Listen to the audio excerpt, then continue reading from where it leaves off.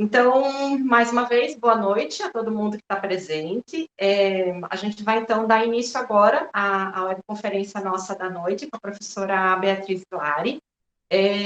Só recapitulando um pouquinho, enquanto as pessoas vão chegando, né, enquanto está todo mundo entrando na chamada, só recapitulando, vou pedir para todo mundo que está chegando manter seu microfone desligado, seu vídeo também. Depois a gente vai ter um momento no final da apresentação da professora, em que a gente vai poder abrir a câmera, abrir os microfones de volta para fazer o debate. A gente também vai se organizar da seguinte forma. A gente vai assistir um vídeo agora na sequência, né? Eu vou apresentar a professora Beatriz para vocês. Ela vai dar um oi para a gente aqui. E logo em seguida a gente vai assistir um vídeo, né? Toda a apresentação da professora Beatriz já foi gravada. Então a gente vai passar esse material agora ao vivo. E, ao término, a gente vai ter, então, esse momento para debate com o público, para a gente fazer as nossas perguntas e conversar um pouquinho com a professora Beatriz. Então, eu vou pedir para todo mundo, né, só recapitulando, quem está participando aqui, eu vou pedir para que vocês interajam pelo site, quando vocês quiserem, pelo site não, pelo chat, perdão, quando vocês quiserem fazer as perguntas de vocês. E também vou pedir para que vocês controlem ali o dedo no chat, né? Que às vezes todo mundo sabe, né? Fica pulando a mensagenzinha ali no meio. Então, o controle de presença, quando ele for ser feito, a gente dá um toque para vocês, a gente avisa aqui. Bom, então, hora que for começar esse momento do controle da frequência, a gente avisa para que vocês escrevam o presente ali, tá bom? Não adianta escrever antes, porque a gente ainda não está fazendo o controle. E só recapitulando um pouquinho o que a gente já estava falando na sessão da tarde, para que a presença de vocês fique registrada, é bastante importante que vocês escrevam ali no chat apenas a palavra presente, porque o Google Meet faz a leitura automática disso, né? Então, se vocês escrevem qualquer outra coisa junto, ele não registra a presença de vocês, tá bom? Então, acho que a gente já pode dar início, né? Imagino que quem estava entrando já começou a tomar assento aqui na nossa sala virtual. Então, para começar, eu gostaria de agradecer a presença da professora Beatriz Lari, que está aqui com a gente. Também agradecer a presença de todos vocês que já estão começando a chegar aqui, que já estão nos assistindo aqui pelo Google Meet e lá pelo YouTube, onde a gente está fazendo a nossa transmissão. Então, para dar início, né, eu acredito que a professora Beatriz Lari é conhecida de todos vocês que estão aqui nos ouvindo, né, com certeza a gente já leu muitas coisas dela, né, muitos livros, muitos trabalhos, então é um nome que dispensa apresentações, mas, de todo modo, eu vou ler aqui um breve currículo da professora. Então, a professora Beatriz Lari é professora associada de Educação Musical e pesquisadora colaboradora do Instituto do Cérebro e Criatividade, da University of Southern California, nos Estados Unidos. Ela realizou diversos estudos com bebês, crianças e jovens, tanto nos Estados Unidos quanto no Brasil, Canadá, Japão e México, sempre com um foco interdisciplinar. Entre seus trabalhos recentes estão as coletâneas Music in Early Childhood e o livro também recém-lançado, agora de 2020, The Routledge Companion to Interdisciplinary Studies in Singing Development. A professora Beatriz, como eu dizia, né, ela também é bastante conhecida por ter lançado uma série de coletâneas aqui no Brasil, né, que todos nós lemos aqui durante as nossas pesquisas, os nossos estudos, né, os estudantes de graduação que estão aí nos ouvindo, com certeza já leram os trabalhos da professora Beatriz, né, se não leram, deviam ter lido, né, mas só recapitulando, então, a professora Beatriz é organizadora de livros como Mentes em Música, Em Busca da Mente Musical, Pedagogias em Educação Musical e Pedagogias Brasileiras em Educação Musical, além da professora Beatriz ter participado da tradução, né, para o português do livro do Sloboda, A Mente Musical, que é uma importante referência para a gente na área de cognição. Então, professora Beatriz, boa noite. Se você quiser dar um alô para a gente, por favor, fique à vontade. Então, boa noite, gente. Aqui ainda é boa tarde, tá um solão, mas boa tarde, né? Um prazer estar aqui. E, bom, vamos assistir o vídeo, daí fico aqui para responder qualquer pergunta que eu puder responder. Muito obrigada. Então, a gente vai assistir agora, na sequência, a apresentação da professora Beatriz, intitulada Tendências Atuais na Pesquisa em Cognição Musical, Cérebro, Emoção e Coesão Social.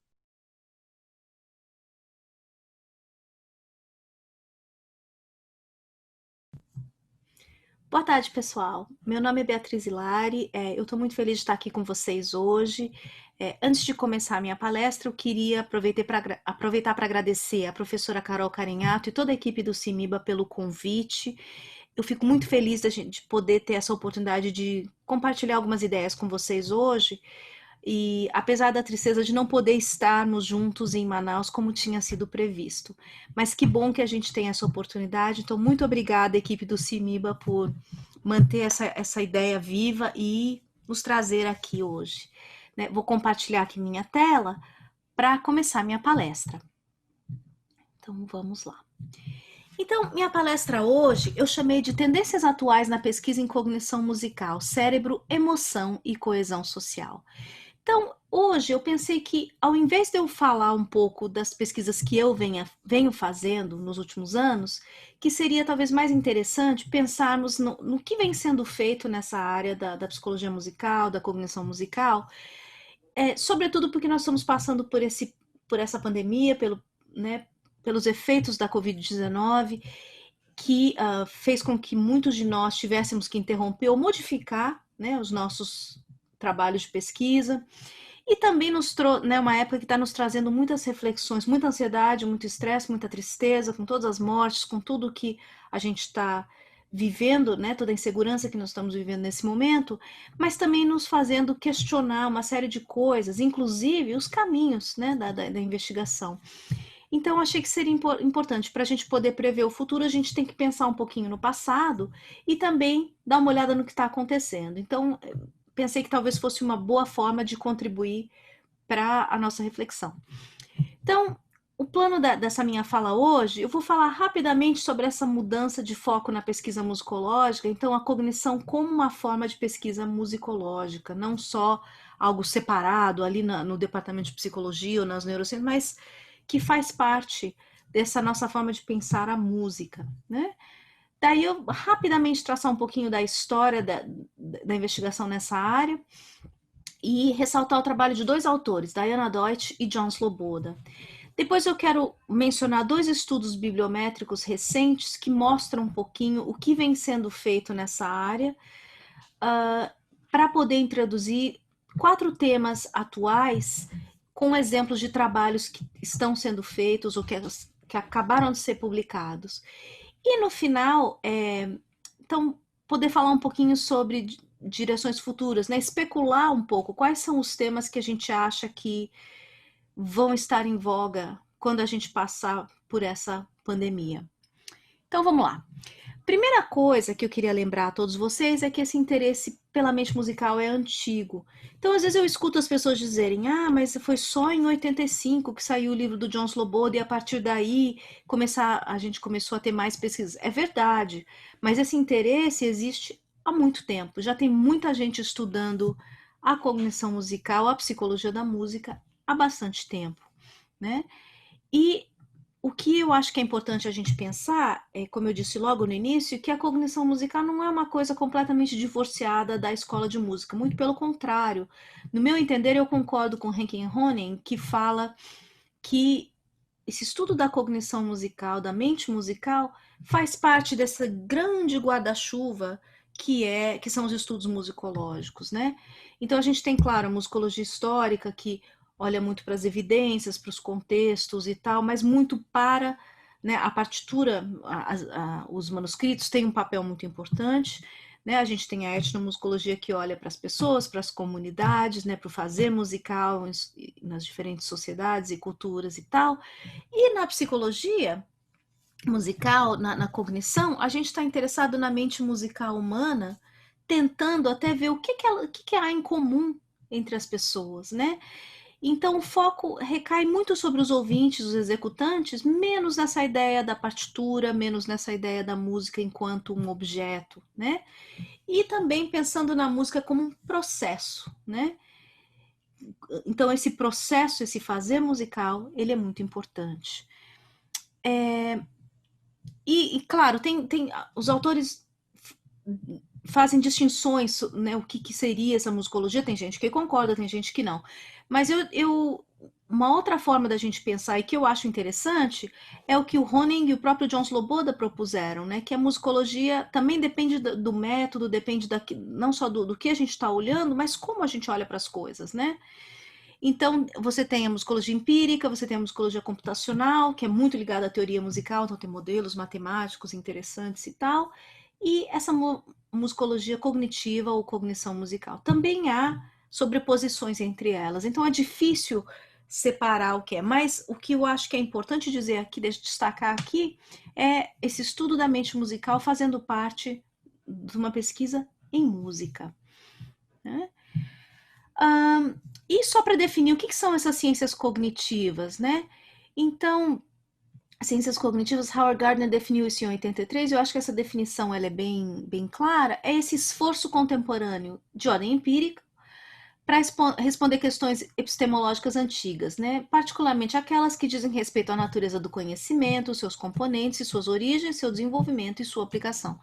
Então, esse diagrama aqui mostra um pouco a relação entre essas disciplinas, né? E a cada dia que passa, a gente vê mais e mais as pessoas que estão interessadas na mente musical participando de equipes interdisciplinares, às vezes multidisciplinares, né? Porque a gente não consegue mais estudar a mente musical estando só isolado lá na minha sala na escola de música, ou só no laboratório de psicologia, ou só no laboratório das neurociências, ou só na escola. A gente precisa juntar esses esforços para a gente, de fato, poder entender melhor o que é essa mente musical. A cognição musical, então, como eu disse, tem várias definições, né? A Lee propôs essa definição recente, que ela envolve a pesquisa em e com humanos que ouvem, apreciam e tocam música. Então, novamente, essa ênfase no ser humano, né? Naquele que faz música, que ouve, que compõe, que dança e assim por diante. E também a cognição musical, abordando o estudo da música enquanto produto da mente e do cérebro, né? Então, essa área envolve psicólogos, teóricos musicais, musicólogos sistemáticos, etnomusicólogos, cientistas cognitivos, filósofos, né? Todo mundo que está interessado em entender se fazer musical e essa musicalidade humana. Todos conceitos muito complicados, né? Mas que requerem esse esforço interdisciplinar. E essa é uma definição da Ohio State University, que é uma das universidades aqui nos Estados Unidos que já tem um dos programas mais antigos dessa área da cognição musical.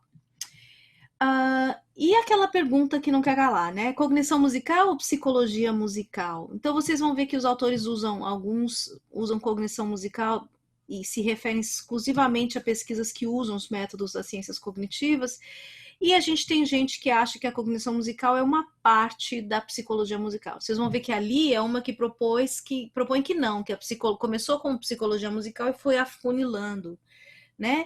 E a gente tem pessoas como o Don Rogers, e esse é o diagrama que ele fez, adaptado de um trabalho anterior do Eagle, em que ele coloca a vibração, o som e a música no centro, e todas essas áreas que são relacionadas. Então, na verdade, é um pouco derivado do que a gente falou antes sobre as ciências cognitivas, mas aqui é aplicado diretamente à música. Então, para ele, a cognição musical é uma parte, digamos, é uma forma da gente pensar essa psicologia da música, né?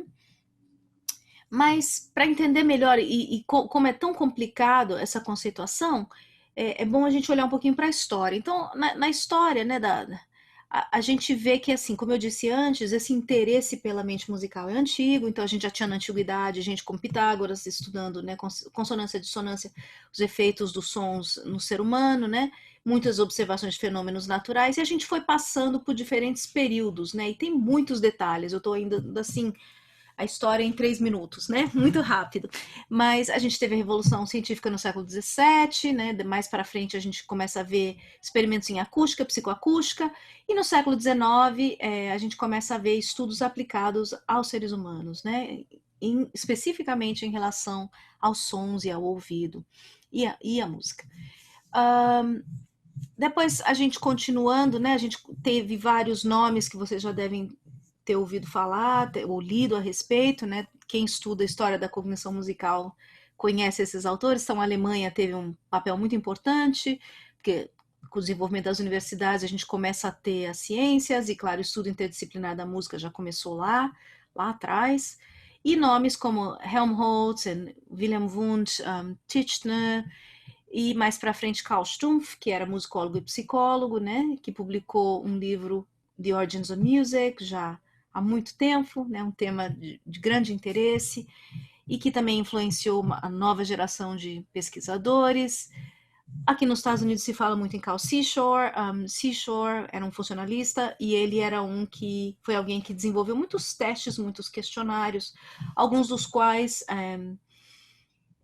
serviram de base para os testes que se usam, que são usados hoje em pesquisas, né, tanto experimentais quanto na psicologia, na educação musical e também nas neurociências, né? E ele publicou em 1938 o primeiro livro chamado Psychology Music, né? Então veja que ele não falava em cognição musical, quer dizer, a cognição, claro, né? A gente teve a revolução cognitiva em 56, mas ele já falava disso, dessa Psychology Music, então já estava aqui essa terminologia também. Entre os anos de 1970 e 1990, a gente teve uma influência muito grande da psicologia da Gestalt, né?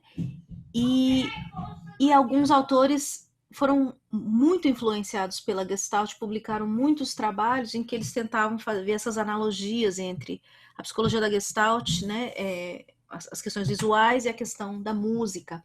Então, entre eles, Leonard Meyer, Diana Deutsch, William Dowling e Albert Bregman, né, alguns nomes importantes. E, como eu disse ali, acha que da psicologia a gente foi para a cognição musical, claro, tem um fundamento histórico, né? Mas, como eu disse, alguns autores não entendem que, na verdade, não foi só uma convergência, foi uma área da psicologia que se desenvolveu, enfim. A gente pode passar muito tempo falando sobre esses dois termos, mas a gente começa a ver essa retomada, né? E os autores repensando o que é essa psicologia da música e o que é a cognição musical. Então, a gente vê vários trabalhos nesse sentido, sobretudo no pós-guerra, né, que as pessoas começam a repensar, voltar a pensar na mente, voltar a pensar na consciência. Então, um período histórico, talvez como que a gente está vivendo, né, que faz a gente repensar, né, as nossas ideias, as prioridades e tal. E então, voltando a essa ideia, e a gente tem dois trabalhos importantes, um Emotion and Meaning Music, do Leonard Meyer, e La Perception de la Musique, do Robert Francet, né? Então, quer dizer, a gente poderia falar muito, muito mais, poderia dar uma palestra inteira só sobre a história da pesquisa na psicologia da música e na cognição musical, mas vamos falar um pouco de autores e textos importantes, né? Chegando mais próximo do nosso dia a dia. Então, dois autores que eu acho que continuam sendo muito influentes nos nossos trabalhos são Diana Deutsch e John Sloboda. Então, Diana Deutsch, ela publicou um livro que já está na sua terceira edição, que se chama The Psychology of Music. Ela ainda é muito ativa, ela mora aqui em San Diego. E nesse livro, ela reuniu sempre os temas principais, né, e também autores principais dessa área. E, claro, o trabalho dela tinha uma ênfase muito grande em estudos de percepção, audição, memória, mecanismos de atenção, né? Como é típico das ciências cognitivas. Então, eu marquei em amarelo, eu sei que está muito pequeno para a gente ver, mas são os autores que se repetem nos 3 volumes, de 82, 99 e 2013, né? Então, só um comentário breve sobre o conteúdo desses trabalhos, desses 3 volumes, é que a gente começou com muitos trabalhos na área de percepção. Depois, na edição de 99, a gente tem alguns trabalhos, né, em percepção, mas a gente começa a ter mais trabalhos em redes neurais, em performance, em habilidades musicais e até estudos de musicologia comparada. E nessa nova edição, a gente já começa a ter áreas como desenvolvimento, interpretação do ritmo, plasticidade neural, música e emoções, né? Que na virada do século a gente viu muita gente estudando música e emoções, quer dizer, essa área cresceu muito e já aparece aqui. E é interessante que o último capítulo do Robert Gerdingen é sobre psicólogos e músicos, antes e agora. Então, um pouco disso que eu estou dizendo a vocês, né? Como eram mundos muito mais separados e que a gente está vendo essa aproximação e agora essas equipes interdisciplinares. Então, acho que o conteúdo desses 3 volumes reflete um pouco também essa mudança, né? Os temas, então, só a título de ilustração, então, em 82, em 99 e 2013, né, os temas, vejam como a ideia de percepção, ela diminui um pouquinho, a gente tem mais coisas em biologia, em performance, já no terceiro volume de 2013, né? Então, a gente vê o que isso significa, que a área está mudando e evoluindo, né? E alguns temas que são mais estudados e outros deixados de lado, né? Um outro autor importante é John Sloboda. Eu tive o imenso prazer de traduzir esse livro junto com meu pai, então foi um prazer duplo, né, de traduzir uma obra tão importante, de trabalhar com uma pessoa tão importante para mim, né? E eu quis traduzir esse livro porque é um livro que até hoje eu acho que traz muitas ideias interessantes. É um livro de um autor só, né? Então são as ideias dele. E eu gosto também de olhar as previsões que ele fez em 85 para pesquisa musical, né? Para onde a gente iria nessa área da psicologia musical. E em 2005, John Sloboda publicou um livro tentando fazer um balanço, o que aconteceu 20 anos depois, né? E quais as previsões que estavam corretas e quais não estavam, né? Então, fazendo um balanço das ideias dele próprio, né? E ele chegou à seguinte conclusão, que tinham 4 áreas de estudo que ele estava vendo em 2005, né? Então, diferente do que algumas coisas que ele tinha comentado em 85. Então, as pessoas continuam estudando esses processos cognitivos em música. Então, a percepção, atenção, memória, né? Então, isso tudo continua muito, muito forte. E também modelos matemáticos, né? Redes neurais. Então, isso tudo conectado com esses processos cognitivos. Emoção e motivação. Então, muitos estudos sobre emoção. Como eu disse, na virada do século a gente viu o crescimento dessa área e agora é uma área enorme, muito importante, né? E com muita informação que a gente não tinha há 20 e tantos anos atrás.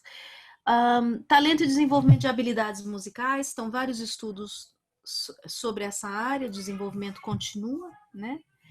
E a música no cotidiano, então talvez influenciado um pouco pelos sociólogos ingleses ou pela, né, o John Sloboda fala um pouco dessa coisa do música no dia a dia, né, que tem sido um tema que os psicólogos vêm explorando, mas que os ingleses, a gente sabe, vêm estudando já há bastante tempo. Então, mencionei esses 2 autores importantes, vamos falar rapidamente sobre 2 estudos bibliométricos, né, recentes. Então, também falando análises bibliométricas de artigos empíricos. Então, o primeiro, pela Tirovolas e o Daniel Levitin, eles fizeram uma análise bibliométrica de 384 artigos que foram publicados na revista Music Perception, que é uma revista americana da Universidade da Califórnia, se não me engano, fundada pela própria Diana Deutsch, né? Então, eles olharam desde a fundação em 83 até 2010, né? E nessa tabela número 2, eles falam quais são os temas que eles encontraram nesses 383 artigos, 84 artigos. Né? Então, percepção de altura, percepção temporal, percepção melódica, de timbre, memória musical, estética, performance, emoção, desenvolvimento, mensuração, música e linguagem, estudos entre culturas, estudos neurológicos e transferência cognitiva. Então, são esses temas que apareceram nessa revista. Mas o que eu achei mais interessante desse artigo, tem várias tabelas muito interessantes, né? Eles analisam o conteúdo desses artigos sob muitos ângulos, mas o que eu achei mais interessante foi esse sobre os estilos musicais, né? Então, uma crítica que os estudos da psicologia da música e da cognição musical vem recebendo já há muitos anos é que o foco tem sempre recaído sobre a música dita erudita, né? Então, e essa é essa linha roxa que a gente tem no topo. Então, a gente vê que entre 84 e 2008, 2010, a gente vê essa queda, né? Mas ainda continua sendo a área principal, pelo menos nessa análise até 2010. Mas a gente também vê uma pequena ascensão de estudos com música folclórica. Então, um outro, né? E eu acho que se a gente olhasse agora os últimos 10 anos, a gente já vê mais exemplos do jazz, da música popular, um pouco menos da música do mundo, mas tem algumas coisas também. Então, há um avanço nesse sentido. E eles também falam dos artigos e dos livros mais citados, né? E aqui aparecem alguns dos autores que eu já mencionei antes, né? Mas o primeiro deles sendo o Fred Ledau e Ray Jackendorf, que é a teoria gerativa da música tonal. Então esse é um texto é um trabalho que o próprio Sloboda discute na mente musical, né?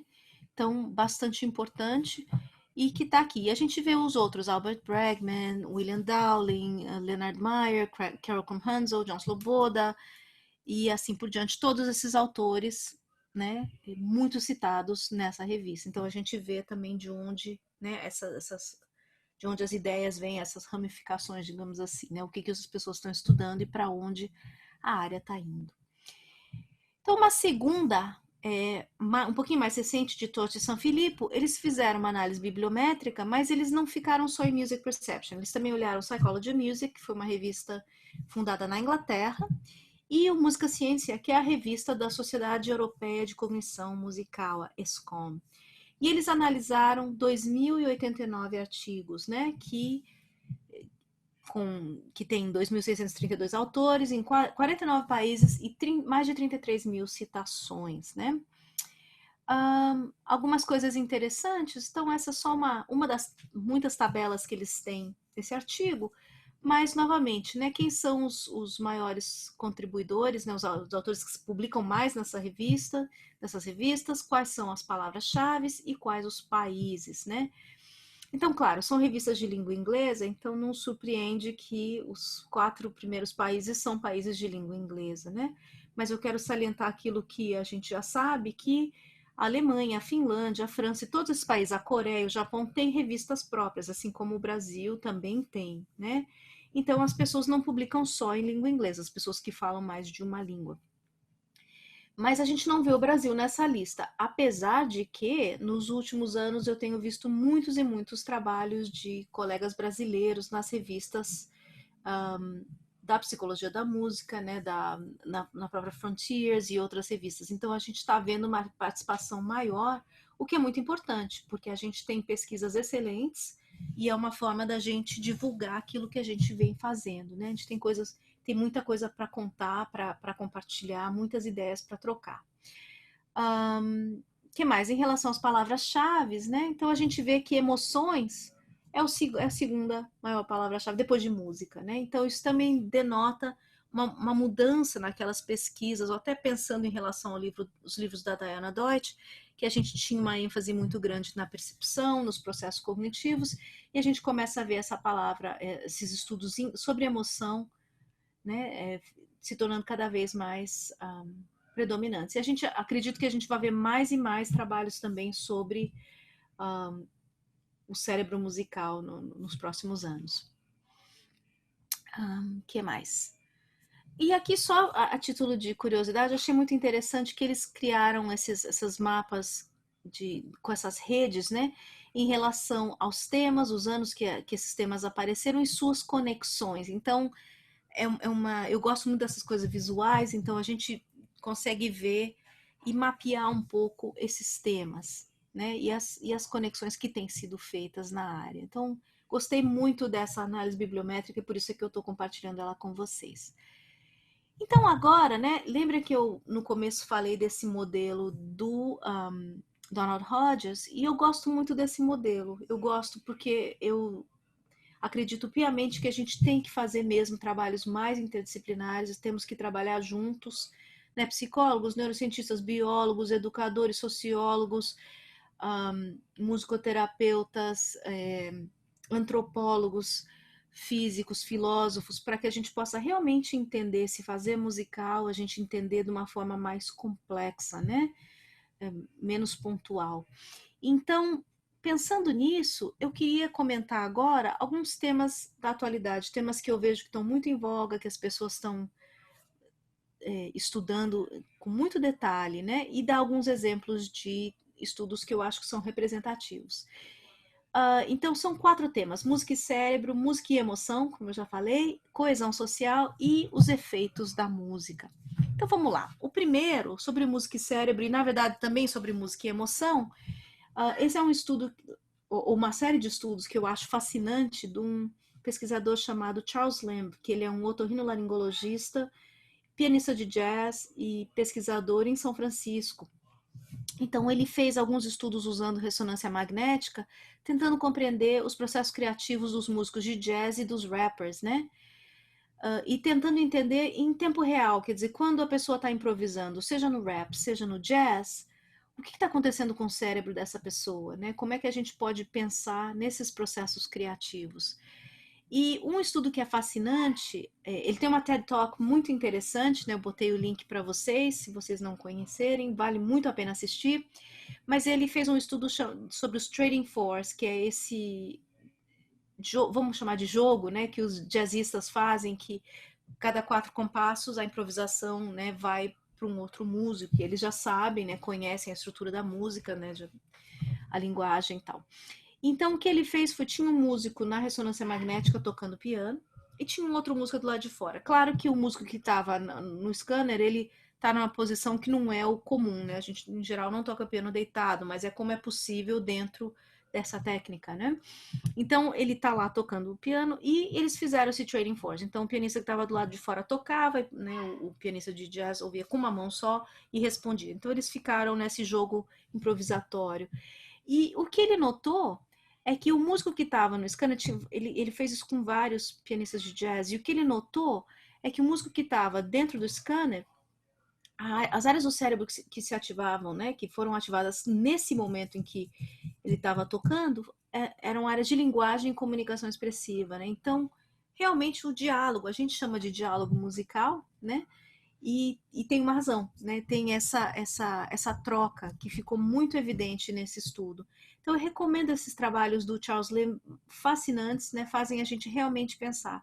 O outro sobre os rappers também muito interessante, as áreas do cérebro que são ativadas, né, no trabalho de criar, de improvisar vocalmente, né? E fazem a gente realmente pensar o que é a criatividade, o que é ser músico e o papel da improvisação no fazer musical.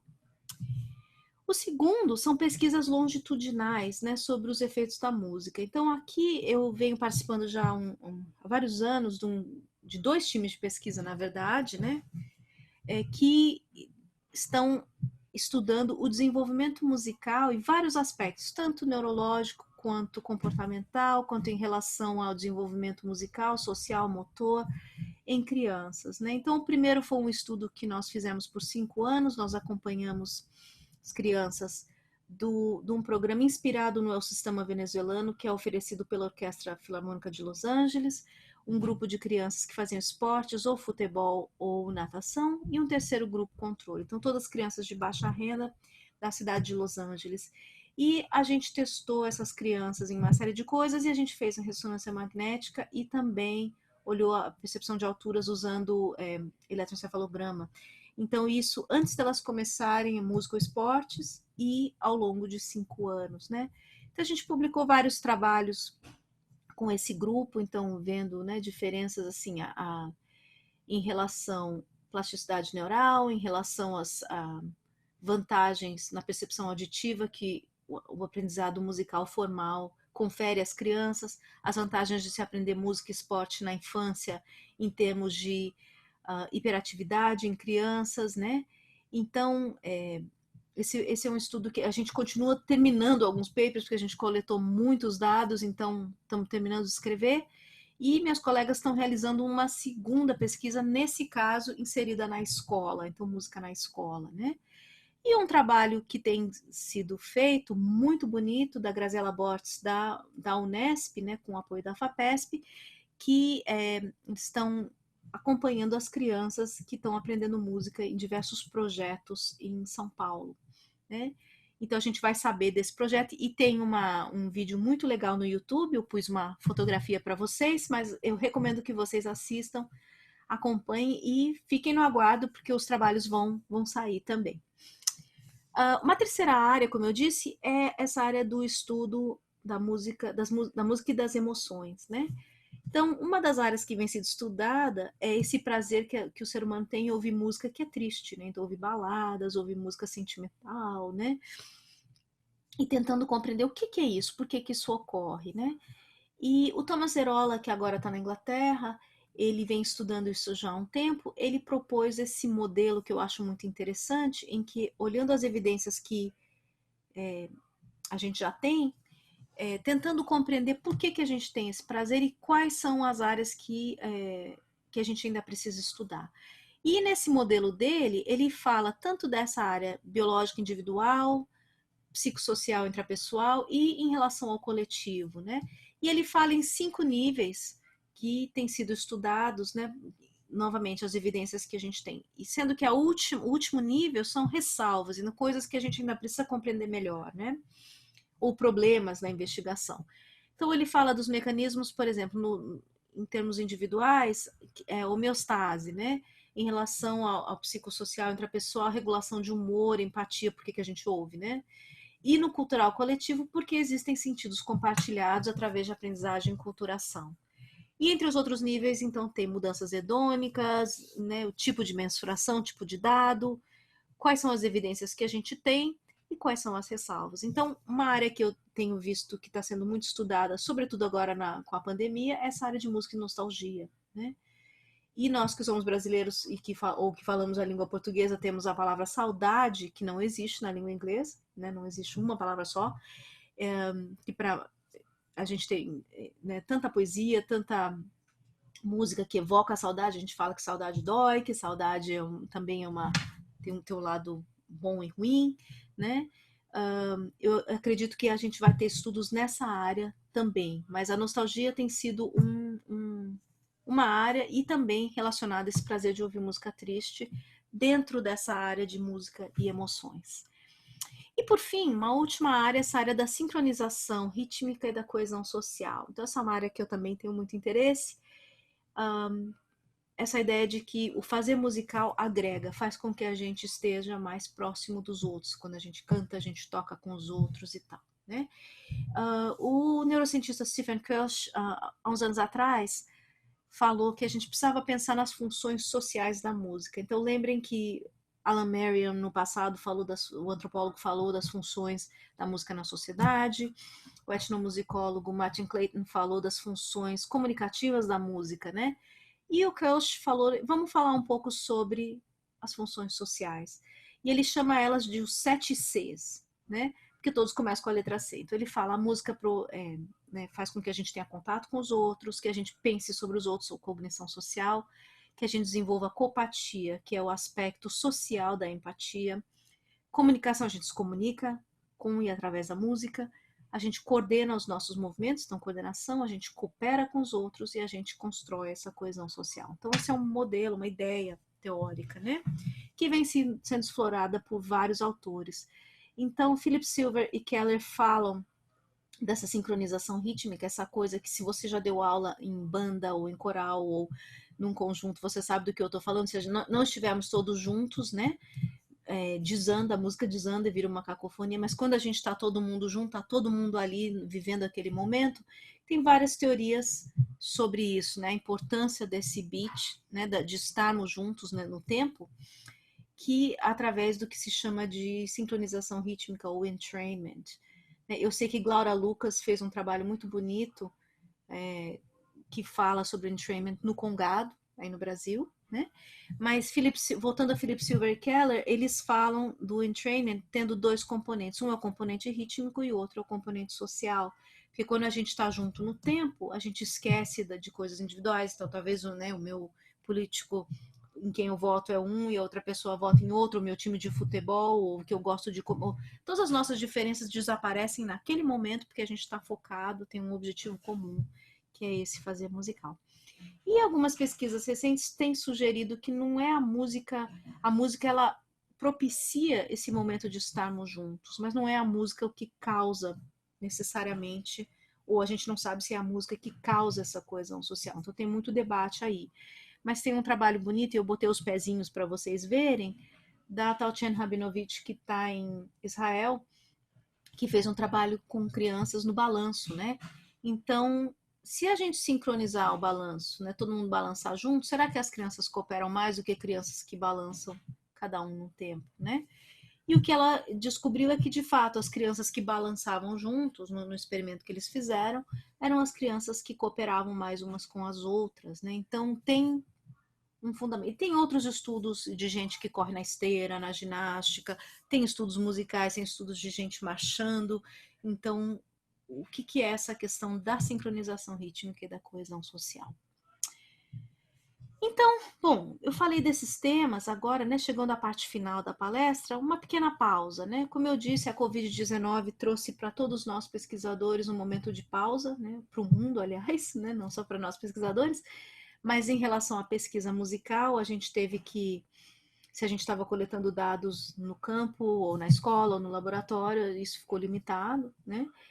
E também está nos dando essa oportunidade de repensar as nossas prioridades, né? Porque o ser humano é um ser social e está sendo bem difícil para todo mundo essa coisa de estarmos distantes, né? De estarmos isolados socialmente, né? Então, isso foi muito revelador no início da pandemia. Vocês devem lembrar de algumas dessas imagens, então imagens que saíram nos jornais do mundo todo, das pessoas fazendo música, né, das suas sacadas, das suas janelas, então em Siena, em Barcelona, em Brasília, em Roma, as pessoas usando a música como forma de comunicação, como forma de expressão das emoções e como forma de estar com os outros, né? Tinha até um vídeo muito engraçado numa cidade pequena da Itália. Eu não encontrei esse vídeo, senão eu colocaria para a gente assistir, em que tem um rapaz cantando uma ópera e ele não chega direto na nota, mas aí você escuta os vizinhos cantando e tentando ajudar a sustentar das suas janelas, né? Estou falando dos meus vídeos favoritos dessa época. Alguns estudos recentes que têm saído na literatura sobre a música e a Covid-19, né? Então, desde o impacto da Covid-19 no consumo musical, música e poesia, né? Caminhos para a saúde pública nos tempos que a gente vem vivendo, nostalgia, como eu falei, a música e o lockdown na Itália e nos Himalaias, festivais artísticos, desculpa, na era da pós-Covid-19, então algumas pessoas pensando como é que vai ser isso, né? A gente não pode mais ver o Elton John, né, no estádio, né? Então, como é que vai ser? Ou a gente não pode mais ir aos festivais? Como é que a gente vai repensar essa forma de fazer música que é tão importante, né? Aliás, faço um comentário aqui que me lembro um pouco antes da pandemia de ler comentários, às vezes nas redes sociais, de gente dizendo: a gente não precisa de artista, a gente não precisa. Todas as polêmicas que aconteceram na política, tanto nos Estados Unidos quanto no Brasil, né, em relação à cultura, em relação às artes. E a pandemia nos mostrou exatamente o contrário, né? A gente precisa das artes mais do que nunca, né? Então, uma das minhas ex-alunas, a doutora Ancho, ela fez um trabalho agora que eu ajudei ela, com as famílias e as crianças com menos de 5 anos, né? Então, os pais como DJs de seus filhos e vendo como seriam as reações das crianças, né? E uma das coisas que ela percebeu é que os pais se sentiam muito bem e assim um pouco menos ansiosos, né, ao estarem fazendo música com seus filhos dentro de casa nesse momento do lockdown. Então, os temas, né, só para visualizar, os temas que apareceram, que as pessoas estão estudando hoje: saúde mental, bem-estar, isolamento, música gravada, família, consumo, né? E direções futuras, né? Então eu acho que eu imagino que tem 3 coisas. Então, a primeira delas, claro, música, saúde mental e bem-estar, né? A pandemia continua causando muito estresse, muita ansiedade, né, nas populações, então a gente vai ter que olhar para atentar para isso e ver qual é o papel da música. O segundo é em relação ao fazer musical, novas formas do fazer musical, né? Então vocês devem ter visto também muitos vídeos que apareceram, né, no início da pandemia, do coral virtual e conjuntos virtuais e tal, mas nós músicos sabemos que não dá para tocar junto, por melhor que seja a plataforma digital que a gente tenha, né? Porque um delay, né, do som, então um atraso. Então a gente, na verdade, esses vídeos eles foram editados, né? Teve alguém que teve muito trabalho para juntar. E tem coisas muito lindas, não estou dizendo que elas não são bonitas, mas para quem não é músico, as pessoas falam: é só juntar as pessoas na internet e fazer. Não, não é tão simples assim. Mas eu acho que essa pandemia está nos forçando a repensar a tecnologia, qual é o papel das escolas de música, qual é o papel nosso papel enquanto educadores musicais, psicólogos musicais, né? E, por último, esses estudos comparativos e entre culturas, né? Então, uma crítica que tem sido feita à pesquisa musical também, como a gente viu, né, nessa breve trajetória que eu fiz das pesquisas na área, é que grande parte dessas pesquisas ainda vem, pelo menos em língua inglesa, ainda vem de populações de língua inglesa, populações de países que predominantemente industrializados, né, países ricos, né? E tem um autor que hoje está em Harvard que fala que são as populações chamadas weird. Então, weird é uma sigla para 5 palavras, né? White, English speaking, from industrialized, rich and democratic societies. Então, né, população branca, de língua inglesa, desculpa, de países industrializados, ricos e democráticos, né? E que a gente toma isso como se fosse uma verdade, né? Como é assim que a mente humana funciona, assim. Mas a gente sabe que não é verdade. Então, é muito importante que a gente tenha pesquisas que venham de outras partes do mundo e também nos países de língua inglesa com outros grupos que não estão representados na literatura, né? A gente vem estudando as populações latinas, eu venho estudando em Los Angeles, né? E tem outras populações afro-americanas e também, claro, do mundo todo. Então, a gente precisa, né? Muito importante que os colegas no Brasil, na América Latina, em todo o mundo, também contribuam para essa conversa e que a gente tenha esses estudos entre culturas para a gente entender realmente esse fazer musical de uma forma mais completa. Bom, termino por aqui, né? Agradeço muito a atenção e eu quero saber se alguém tem alguma pergunta, mas deixo também meu e-mail para qualquer dúvida. Mais uma vez, muito obrigada pela atenção e pelo convite.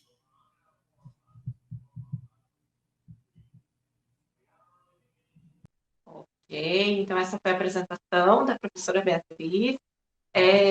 Vamos então abrir agora para o debate. Quem tiver perguntas, por favor, eu vou pedir para que se manifeste aqui no chat do ladinho. Aí a Karen, que é a nossa monitora, vai estar ali acompanhando, vai fazer a ordem das perguntas.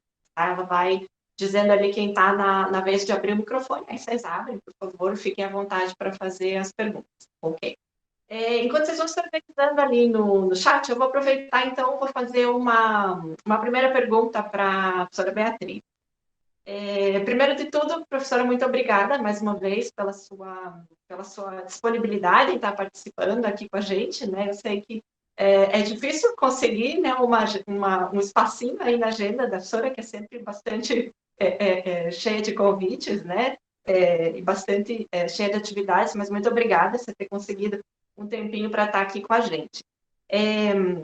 Gostei bastante da sua apresentação, acho que a gente vai usar ela nas aulas de cognição que a gente tem aqui, né, com os alunos do mestrado.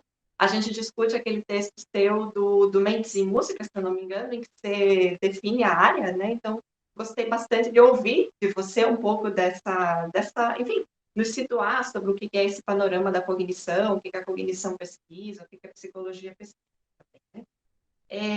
Aí a minha pergunta, ela vai no sentido de tentar, assim, vou perguntar para você se você consegue traçar um panorama mais ou menos parecido com esse, pensando na pesquisa em cognição no Brasil, porque, deixa eu situar a minha pergunta. O que eu vejo aqui com os nossos estudantes, especialmente com os estudantes aqui da UEA, aqui da região norte, é que nem todo mundo domina a língua inglesa, nem todo mundo lê em inglês, nem todo mundo fala inglês, nem todo mundo tem essa facilidade de ter contato com toda essa literatura que a gente sabe que fundou a área de cognição musical, né? Que é toda em inglês, basicamente, né? E pensando nessa dificuldade dos estudantes, né, a gente sempre pensa, o que a gente pode encontrar de referências na área para a gente fazer trabalhos assim, só lendo autores que escrevam em português ou só lendo autores brasileiros. É sempre uma dificuldade muito grande a gente conseguir fazer pesquisa se atendo só ao que a gente tem já escrito em língua portuguesa, porque é muito pouco na área de cognição musical. Mas aí o que eu queria te perguntar é, o que você visualiza como uma área mais destacada da cognição musical aqui dentro do Brasil? O que você acha que, de repente, os pesquisadores que estão começando nessa área poderiam ler, em qual área da cognição os pesquisadores poderiam encontrar mais referências em língua portuguesa? Seria esse campo da pesquisa de emoções? O que, exatamente? Carol, obrigada, né? Quando eu estava gravando esse vídeo, eu fiquei pensando assim, o que seria mais interessante focar? Se seria interessante fazer digamos, essa revisão do que foi publicado no Brasil. Eu acompanho de longe, né? Porque eu fui a mãe, digamos assim, do Sincan, né? Então, já sou quase vó, mas enfim, fui a mãe do Sincan. E na época, assim, a ideia era congregar, a gente nem sabia muito bem quem é que estava, isso foi em 2005 em Curitiba, a gente nem sabia muito bem quem é que estava estudando cognição. Então, tinha alguns compositores, aí a gente foi descobrindo um biólogo aqui, um físico ali, mas assim, tinha mais adesão, dependendo de onde era o evento, tinha mais adesão, né, de pessoas de uma certa região do que outra, né, o que é meio natural. Eu acho que a área cresceu muito no Brasil, né, é interessante, assim, até eu quis fazer um pouco essa discussão do que é a cognição, porque eu vejo que também tem, por exemplo, tinha áreas da semiótica que, tipo, aqui nos Estados Unidos não se inclui dentro da cognição, é um outro mundo, né? Eles não. Às vezes você vai ter um semioticista que vem, mas de maneira geral não, né? E no Brasil a gente vê, então tem gente da psicanálise envolvida, então tem áreas que são importantes no Brasil e que eu fico muito feliz que elas estejam, porque, né, a associação não é minha, a associação é dos pesquisadores e tem a ver com os interesses das pessoas. O que eu vejo, Carol, eu acho que tem, assim, alguns centros onde as pessoas estão fazendo muitas coisas interessantes, né? Então, por exemplo, eu sei que em São Paulo tem a equipe da Graziella, na Federal do ABC tem muita gente fazendo trabalho em neurociência, né? Eu não sei o quanto eles estão publicando em português, mas eu tenho acompanhado um pouco. Eu sei que eles fazem uns eventos que eu vejo online, participei de uns 2 anos atrás. Então, ali tem um grupo trabalhando, assim, né, bastante, sobretudo nessa área da neurociência, muito experimental, né? A equipe do João, né, e seus colegas, né, então no Maranhão, o João tem feito muita coisa, a área de preferências musicais, emoção, tem um trabalho muito sólido, e que ele publica em espanhol, publica em inglês, publica em português, muito produtivo, então tem muita coisa acontecendo, né? E quem mais? No Paraná tem o pessoal estudando motivação, então você tem grupos, né? Acho que até pela característica de como é a CAPES, que as pessoas têm que ter a área de pesquisa, porque aqui você não tem isso, não tem essa coisa tão centralizada, né? Então a gente acaba vendo mais, talvez por isso, não sei, essas interações entre as pessoas, né? De pessoas de diferentes organizações. No Brasil, pelo menos a experiência que eu tenho é que a gente vê, sim, parcerias, mas, assim, é como se algumas áreas, assim, tem um tema que está sendo estudado aqui, outro tema está sendo estudado aqui. Então, a BCM, com certeza, né, então, tem os eventos, eles têm os anais, eles têm o material que eles têm publicado. Outro grupo são, claro, os argentinos têm né, a associação deles, muito envolvidos. Eu sei que os colombianos agora, a próxima Conferência Internacional de Cognição vai ser uma conferência que vai ser em várias partes do mundo, já é a segunda vez que eles estão tentando, e eu vi que tem uma Universidade da Colômbia envolvida. Eu sei que tem alguns colombianos também, né, que a gente acaba, até porque eu estou num país de língua inglesa, acabo lendo mais as coisas em língua inglesa, mas você tem toda a razão. E acho que a outra coisa é um apelo para os pesquisadores que têm a possibilidade de traduzir. Traduzir dá muito trabalho, né? Mas eu tenho muito orgulho. É uma das coisas, assim, quando eu olho para trás o que eu fiz, tem algumas coisas. E acho que traduzir foi uma coisa muito boa. Primeiro, porque você aprende, você conhece uma obra muito bem. E depois, porque eu acho que aí a obra fica. Eu traduzi os Loboda não é porque eu queria traduzir, é porque eu tinha essa mesma preocupação, mas isso há mais de 10 anos atrás, de pensar, poxa, eu queria tanto que os alunos lessem, que eles conhecessem, para desenvolver as coisas deles, né? Porque é um clássico, digamos assim, e eu sabia dessa dificuldade. Então, eu acho que, assim, para quem tem essa possibilidade, isso é bem importante. Tem algumas revistas espanholas, né? Então, para quem lê espanhol, claro, não é português. Os portugueses também têm algumas coisas, né? Então, estreitar esses laços também é sempre bom, e o contato sempre é a melhor maneira, né? Mas eu acho que essas são as fontes, digamos assim. E o outro lado, né? A gente também, isso eu sempre venho dizendo há muitos anos, quer dizer, a gente participar, porque eu fico muito triste toda vez que eu escuto alguém dizer, mas ninguém estuda isso, esse é o primeiro trabalho. Não, não é. No Brasil tem gente fazendo isso há muito tempo, mas ninguém nunca publicou em língua inglesa, as pessoas tomam para si, né? Não sei se isso é importante também dizer se é o primeiro ou não, mas às vezes eu fico extremamente irritada, porque eu leio e falo, meu Deus, você precisa aprender, e depois não diga isso, porque às vezes alguém publicou em aramaico, publicou numa outra língua, a gente não pode dizer que não existe, né? Mas a gente tem que fazer, então, esses dois lados, essa internacionalização, digamos assim, eu acho que vem um pouco por aí também, da gente fazer esse diálogo, né? Mas eu olharia essas fontes e, assim, novamente, os professores que podem fazer, façam. Às vezes é um artigo que vai ajudar, que vai abrir, né, oportunidades para outros alunos, né? E criando, claro, e a gente tem já um corpus de pesquisa bem grande já. Eu fico bem feliz de ter feito parte dessa história, né? Muito obrigada, professora. Então, vamos lá. Eu acho que o próximo, quem estava na É o fila... Leonardo Borne, professora. Desculpa interromper. Ele vai ligar o microfone e vai fazer a pergunta para a professora Beatriz. Tá, joia. Já estou aqui. Estão me ouvindo bem? Estou ouvindo. Ótimo te ver, Beatriz. Feliz mesmo. É um prazer sempre. A minha pergunta, ela vai, na realidade, com o que tu colocou no final. Eu estava pronto assim, vou perguntar isso, e tu colocou no final, já deu uma respondida, mas eu queria pegar essa questão da cultura, né, das diferenças entre as culturas que tu comentou como um possível caminho para a cognição. Historicamente, uma das grandes, como é que eu posso dizer, críticas que a área da cognição recebia era a questão, a posição determinista de muitas coisas, né, sem levar em consideração cultura, até pelo que tu falou, que dominava nas sociedades de língua inglesa, etc, etc. Tanto nessa tua mudança do Brasil para os Estados Unidos, como nas tuas andanças pelo mundo da cognição internacionalmente, como tu tem visto essa aceitação, ou até levantar essas dificuldades, essa bandeira das diversidades culturais, ou dos pluralismos musicais que a gente tem, vinculada à cognição, assim, né? Sem pensar só na música tonal, ou só como é que funciona a percepção de timbre, de altura, né? Um pouquinho mais nesse sentido. Então, Léo, obrigada, né? Que bom te ver.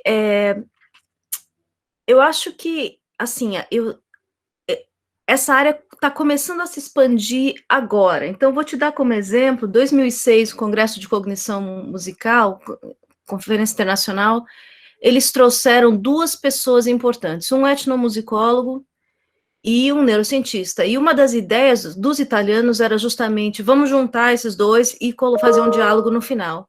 E foi uma briga, assim, como eu nunca vi em nenhum congresso na minha vida, né?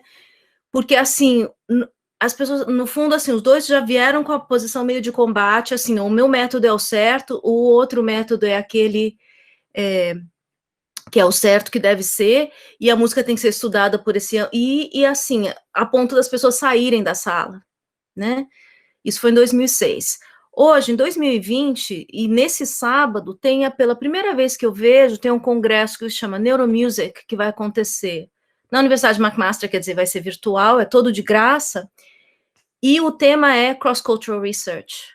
Então, quer dizer, eu acho que, então, os 4 palestrantes são pessoas que fazem pesquisa nessa área, ou que estão, né,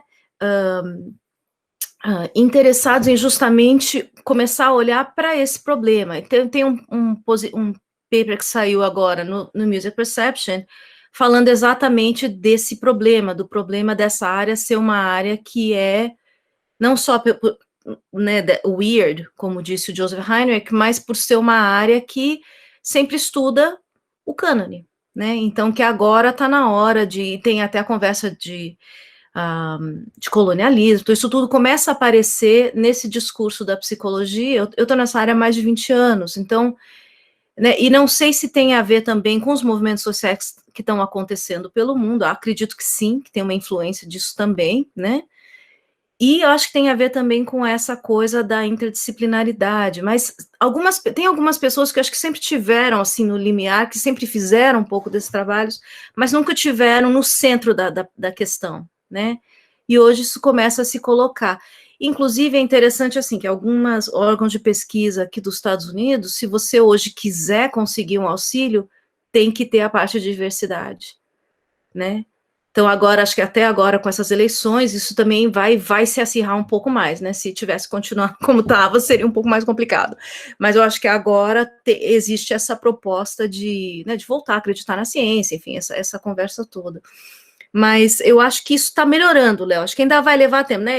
Assim, a gente já vai ficando velho, a gente vai percebendo que leva uma década para as coisas, mas a gente tem uma geração nova, e uma das coisas que eu vi acontecer pela primeira vez, a Sociedade Norte-Americana de Cognição Musical, pela primeira vez, eles resolveram fazer um levantamento em relação à diversidade dos próprios pesquisadores. E chegaram à conclusão que os próprios pesquisadores, tem muito poucos que não são, não são brancos e loiros e tal. Então, quer dizer, como é que a gente vai estudar diversidade se não está nem representada nos próprios pesquisadores? Então, o que a gente tem que fazer em relação aos programas de pós-graduação, aceitando alunos que vão ser os futuros pesquisadores, né? Quais as medidas e que a associação como tal, como é que tem que incentivar para que os jovens pesquisadores que estejam interessados ou que sejam de grupos que não fazem parte dessa área, né? Então, para que isso comece a se ampliar. Então, eu acho que vai, né? Eu assim, estou muito otimista em relação a isso, porque levou, como eu te disse, 15 anos para a gente ver isso acontecer, mas nesse sábado tem esse congresso que é de graça, se qualquer pessoa que queira participar, é neuromusic.ca, é só se inscrever que eles te mandam um link, né? E aí tem pesquisadores falando. Agora, tem, claro, os universalistas que querem mostrar que as canções são universais em todos os lugares, enfim, né? Tem o debate no conteúdo, que eu acho que isso também vai levar um tempo, mas eu acho que a gente vai chegar lá, né? Espero, né? Não sei se respondi, Léo, mas... Ele está sinalizando que respondeu, professora. Professora Caroline, nós temos mais uma pergunta direcionada à professora Beatriz, solicitada pela Graziela. Graziela, você irá fazer pelo microfone? Sim. Pode ser, pode ser. Boa noite, tudo bom, Bia? Prazer em vê-la aqui. A minha pergunta vai muito derivada, talvez, ou vai ao encontro da pergunta do Leonardo, tem um pouco a ver com, não necessariamente ver com a área, né, da cognição, mas com a vida da pesquisa e da universidade, e talvez um pouco pela experiência pessoal mesmo, que você trabalhou numa universidade aqui no Brasil, né, e que essencialmente aqui a nossa pesquisa está vinculada à universidade pública, né, e você trabalha agora na Universidade dos Estados Unidos, e aí falando de diversidade, né, como foi sua experiência, dificuldades e facilidades encontradas em uma e outra para fazer pesquisa, particularmente sendo mulher? Essa é uma pergunta difícil, é boa, essa é difícil. Deixa eu ver por onde que eu começo, Gra. As dificuldades, né? Muitas. Deixa eu ver. Eu vou começar aqui pelos Estados Unidos, que acho que é a memória mais recente que eu tenho, né? Então, eu trabalho numa universidade que a escola onde eu estou tem 120 professores, desses 120, 20% são mulheres. Né? E dessas 20%, tem só 3 ou 4 que são pesquisadoras. Então, já dá para você ter uma ideia o que é você explicar para o colega que não faz pesquisa ou que não acha que é importante, né? Você está ali num ambiente que é extremamente masculino, né?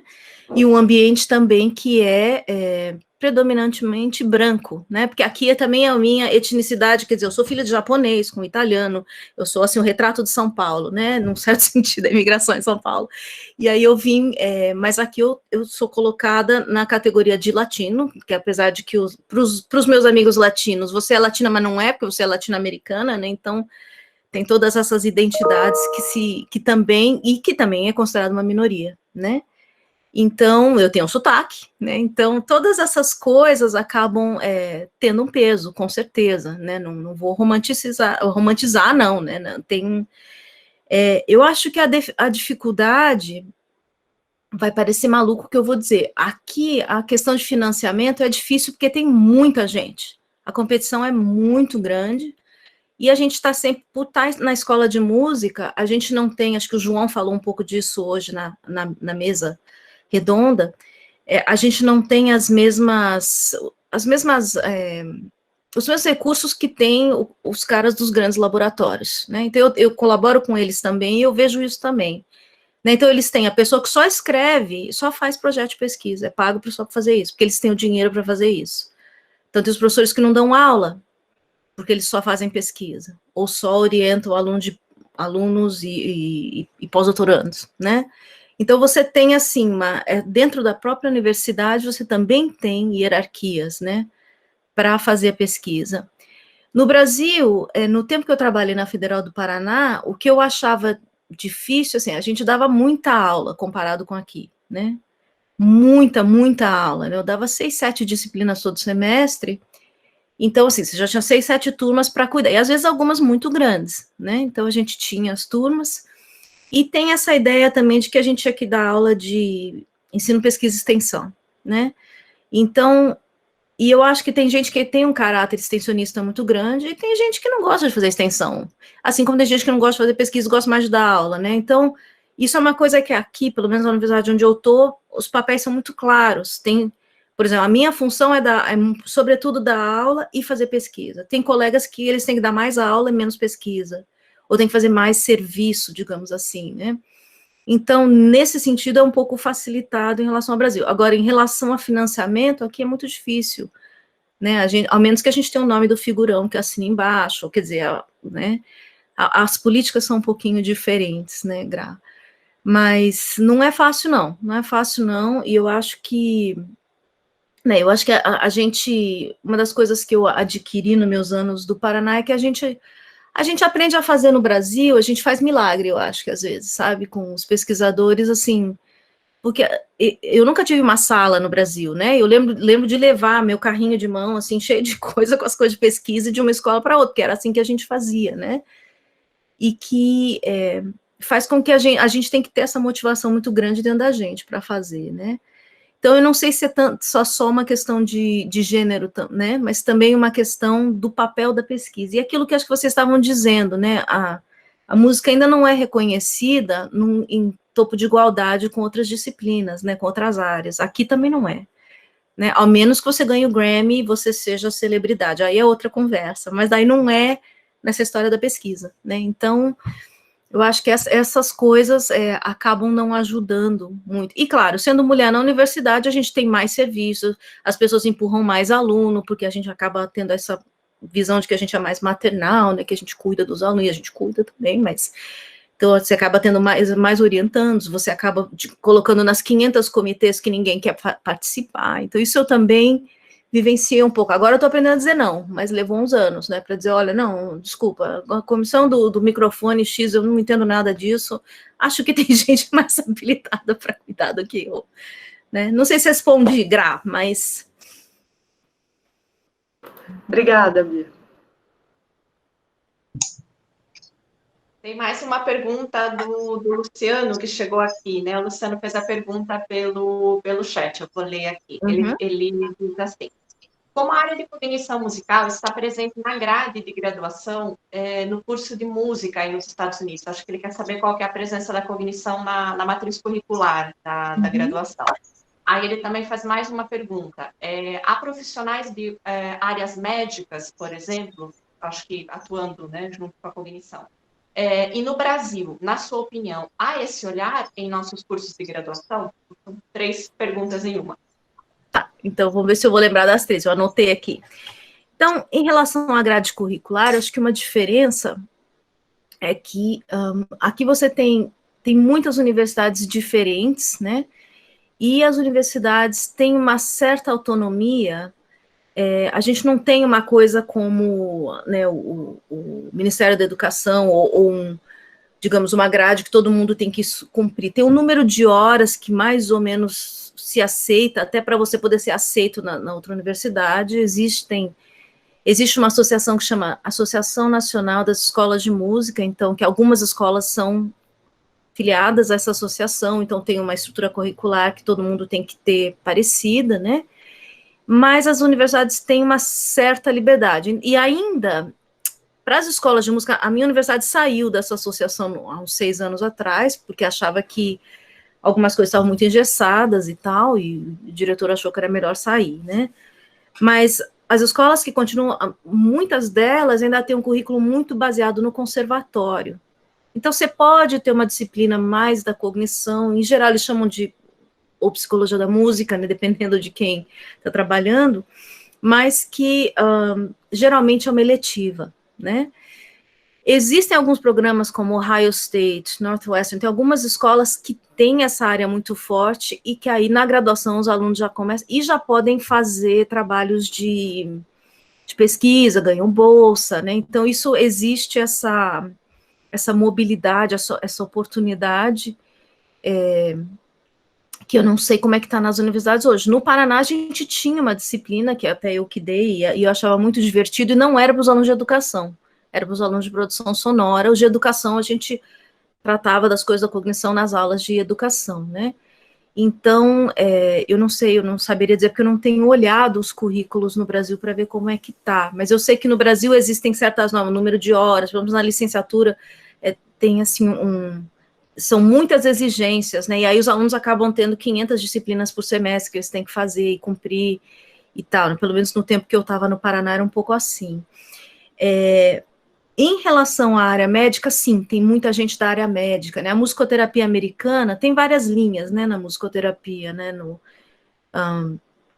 e algumas um pouco diferentes da América Latina, mas nos Estados Unidos tem uma parte da musicoterapia que é muito ligada à área médica, então você tem muita gente dessa área, e como eu falei na palestra, o próprio Charles Limb, que fez esses estudos de jazz, ele é um otorrino, ele faz cirurgia e ele faz implante coclear, ele é especialista em implante coclear.